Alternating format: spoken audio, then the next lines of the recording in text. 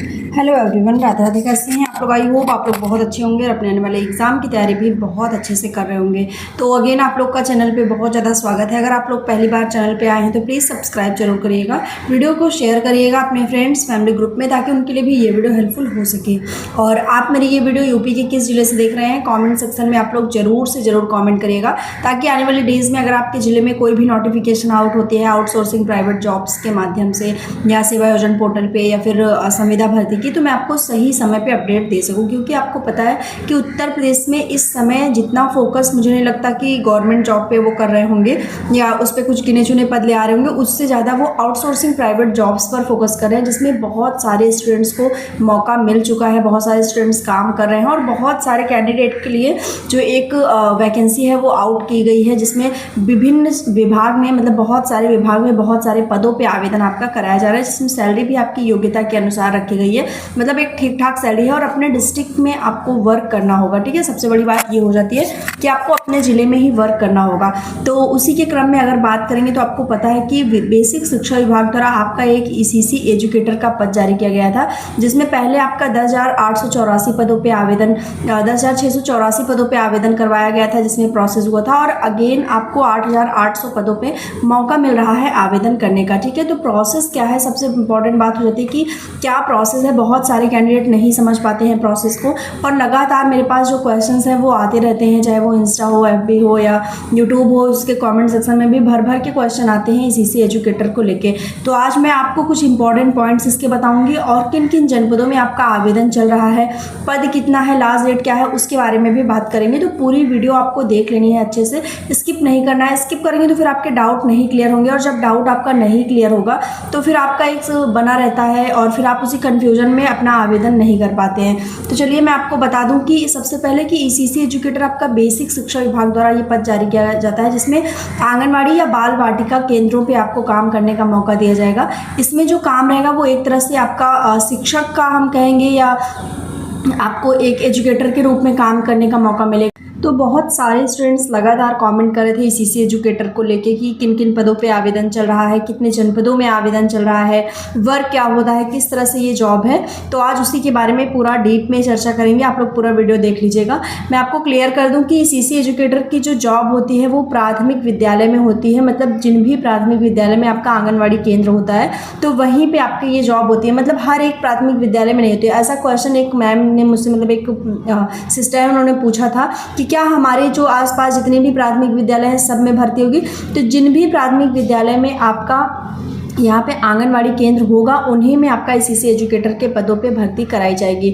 ये पद जो होते हैं वो आपका एक शिक्षक के रूप में ही होते हैं, लेकिन यहाँ पे एक करिकुलम ना पढ़ा के बच्चों को फिजिकली उनकी जो एक्टिविटीज़ है उसको यहाँ पे इन्हेंस करते हैं, उसको सिखाते हैं, और उनके अंदर एक जो मतलब उनका जो मेंटल स्टेटस है उसको और ज़्यादा बढ़ाते हैं। ठीक है, यहाँ पे आपको कोई हिंदी, इंग्लिश या मैथ इस तरह से सब्जेक्ट्स नहीं पढ़ाना होगा। यहाँ पे आपको फिजिकल एक्टिविटीज़ सिखानी होगी, तरह तरह के उनको क्रियाकलाप कराने होंगे बच्चों को, जिससे क्या हो कि वो ज़्यादा से ज़्यादा एक्टिव हो सके, ज़्यादा से ज़्यादा सक्रिय हो चुके और अपनी जो पढ़ाई है वो मतलब और अच्छे से कर सकें। यहाँ पे 1 से लेकर 5 तक के जो बच्चे होते हैं उन्हीं के लिए बेसिकली ये पद निकाला जाता है, जिसमें पहले ऐसा क्या था कि केवल महिलाएं ही आवेदन कर सकती थी, लेकिन अब महिला और पुरुष दोनों कैंडिडेट यहाँ पे आवेदन कर सकते हैं।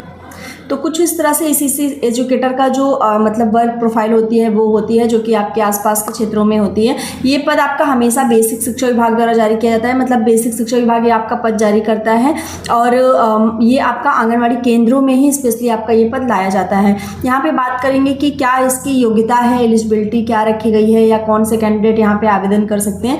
तो यहाँ पे स्नातक में आपका यानी कि ग्रेजुएशन में आपका होम साइंस सब्जेक्ट होना चाहिए, स्पेशली आपका होम साइंस विषय होना चाहिए। यहाँ पे बहुत सारे लोग बोलेंगे कि मेरा साइकोलॉजी है, सोशियोलॉजी है। साइकोलॉजी तो बच्चों को मतलब प्रोग्रेस करने में, डेवलप करने में बहुत ज़्यादा हेल्पफुल होती है। तो देखिए, भले ही आपका साइकोलॉजी सब्जेक्ट रहा है या सोशियोलॉजी रहा है या कोई भी सब्जेक्ट रहा है, लेकिन होम साइंस के जितने स्टूडेंट्स हैं जिन्होंने भी ग्रेजुएशन होम साइंस से किया है, स्नातक जिनका होम साइंस में रहा है, वो यहाँ पे आवेदन करेंगे और उन्हीं को यहाँ पे मौका दिया जाएगा। जनरल कैटेगरी से हैं तो होम साइंस में आपका 50% अंक आया हुआ हो ग्रेजुएशन में, और अगर आप ओबीसी हैं या SC SC/ST से हैं तो आप 45% अंक पे भी आपका यहाँ पे चयन होगा, ठीक है। तो होम साइंस आपका विषय होना चाहिए। यदि ऐसी कंडीशन आती है कि आपका होम साइंस नहीं है तो आपका यहाँ पे नर्सरी शिक्षा का डिप्लोमा होना चाहिए, जो कि आपका बेसिक शिक्षा विभाग इन्होंने 1-2 ऑप्शन रखे हैं कि अगर होम साइंस नहीं है बाई चांस तो आपके पास नर्सरी शिक्षा का डिप्लोमा होना चाहिए, जो कि 2 वर्ष का होता है, जिसमें आपका NTT या DPSC का डिप्लोमा होगा, 2 वर्षीय का आपका डिप्लोमा है। अगर ये भी है तो भी आप आवेदन यहाँ पे कर सकते हैं, ठीक है। तो ये 2 चीज़ें हैं। अगर आपका ग्रेजुएशन में होम साइंस है तो आप आवेदन करेंगे, नहीं है तो आपका NTT या DPSC का डिप्लोमा है 2 वर्ष की अवधि का, तो भी आप यहाँ पे आवेदन कर सकते हैं, ठीक है। तो ये कुछ आपका क्राइटेरिया रखा गया है, अगर आप इसको फॉलो करते हैं तो आप यहाँ पे ज़रूर आवेदन करिएगा। उम्र की बात कर लेते हैं तो मिनिमम आपका यहाँ पे 21 है और मैक्सिमम यहाँ पे 40 है जनरल कैटेगरी के लिए। जो भी सामान्य वर्ग से आते हैं वो 21 से 40 के बीच में अगर यहाँ पे हैं तो आवेदन कर सकते हैं। बाकी जो आपका नियम है, जो राज्य सरकार का नियम है आपका उम्र छूट का, उसमें आपको 3 साल OBC के लिए और 5 साल SC/ST के लिए उम्र में छूट भी दी जाएगी। तो जितने भी कैंडिडेट हैं 21 से 45 के बीच में SC/ST वो यहाँ पे आवेदन करेंगे, और OBC जितने हैं 21 से 43 वर्ष के बीच में वो यहाँ पे आवेदन जरूर कर लेंगे। तो कुछ इस तरह से आपकी उम्र भी रखी गई है यहाँ पे। इसके बाद बात करेंगे, मोस्ट इम्पॉर्टेंट हो जाता है सैलरी की। सैलरी हमारी कितनी इसमें रहेगी, तो सैलरी आपकी 313 रुपये यहाँ पे रखी गई है। जो भी CC एजुकेटर पद के लिए आवेदन करेंगे उनकी 313 रुपये, 10,313 रुपये यहाँ पे, सॉरी मैंने 313 कहा, 10,313 रुपये आपकी यहाँ पे सैलरी है। जितने भी कैंडिडेट आवेदन करेंगे, इसके पहले भी 10,684 पदों पर आवेदन हुआ था, प्लस आपका 8,800 पद और आ गए हैं। तो दोनों में मिला के, मतलब दोनों ही पदों में आपका सेम ही सैलरी थी। 10,313 उसमें भी रखी गई थी, 10,313 इसमें भी रखी गई है। अभी तक कोई इंक्रीमेंट नहीं हुआ है फिलहाल में, पर बहुत जल्द चांसेस है कि इसमें आपकी सैलरी थोड़ी सी बढ़ेगी, लगभग 12,000 के लगभग आपकी हो जाएगी, ऐसी न्यूज़ आ रही थी यहाँ पे। तो ये चीज़ है आपका 10,313 अभी फिलहाल में सैलरी रखी गई है। तो इस सैलरी के बेस में मैं आपको एक चीज़ क्लियर कर दूँ कि जितने भी कैंडिडेट कॉमेंट करते हैं ना कि अदर डिस्ट्रिक्ट में आवेदन कर सकते हैं नहीं, तो बिल्कुल आप अदर जनपद में CC एजुकेटर में आवेदन कर सकते हैं। महिला पुरुष सभी आवेदन कर सकते हैं। लेकिन अगर आपकी सैलरी 10,313 रुपये है और आप अदर डिस्ट्रिक्ट में आवेदन करेंगे तो आपके लिए कहीं ना कहीं बहुत दूर जाके वर्क करना थोड़ा सा टफ हो सकता है आपके लिए, आपको मैनेज करने में। तो मेरा यही सजेशन रहता है कि अगर आप अपने जनपद में CC एजुकेटर का आवेदन करते हैं अपने आसपास के क्षेत्रों में तो काफ़ी आसान रहेगा। और अगर आपके जनपद में नहीं है तो आप कहीं ऐसे जनपद में आवेदन करिए आसपास के, जहाँ पे आप मतलब आपको बहुत ज़्यादा लोड ना पड़े चीज़ों के लिए और आप वहाँ पे आसानी से काम कर सके, ठीक है। क्योंकि सैलरी आपके सामने है, कोई ऐसा भी नहीं कि मैं आपको झूठ बता रही हूँ कि इसने सैलरी इतनी है और मैं आपको मिसगाइड कर दूँ, तो ये चीज़ नहीं है। बाकी यहाँ पे किसी भी प्रकार का कोई एक्सपीरियंस नहीं मांगा जा रहा है एजुकेशन से संबंधित, ना किसी प्रकार की ट्रेनिंग, ना किसी प्रकार का मतलब यहाँ पे टीचिंग का एक्सपीरियंस। तो कोई ऐसा एक्सपीरियंस भी आपके सामने नहीं रखा गया है। अगर आपके पास एक्सपीरियंस है तो ठीक है, नहीं है तो कोई बात नहीं है। आपको मतलब डॉक्यूमेंट्स में कहीं भी कोई एक्सपीरियंस का जिक्र नहीं किया गया है कि आपके पास एक्सपीरियंस होना ही चाहिए या एक्सपीरियंस्ड कैंडिडेट को यहाँ पे वरीयता दी जाएगी। क्योंकि एक्सपीरियंस का मेन जो काम होता है वो प्रायोरिटी के लिए होता है कि जो भी इस स्टूडेंट के पास एक्सपीरियंस है उनको प्राथमिकता दी जाएगी, उनके चांसेस बढ़ जाते हैं। बट CC एजुकेटर में ऐसा कुछ नहीं है। अगर आपके पास एक्सपीरियंस है भी नहीं भी है, दोनों कंडीशन में आपको सेम ही लेवल पे रखा जाएगा, कहीं भी कोई भी आपको अपॉर्चुनिटीज़ नहीं मिलेंगी ज़्यादा, ठीक है। तो ये चीज़ें यहाँ पे। बाकी आपकी संविदा की भर्ती है, आपको पता है बहुत सारे जनपदों में इसमें मेरिट में अभी भी सिलेक्शन हो रहा है, लेकिन कुछ ऐसे जनपद भी आए हैं जहाँ पे आपके सिलेक्शन का प्रोसेस थोड़ा सा चेंज हो गया है।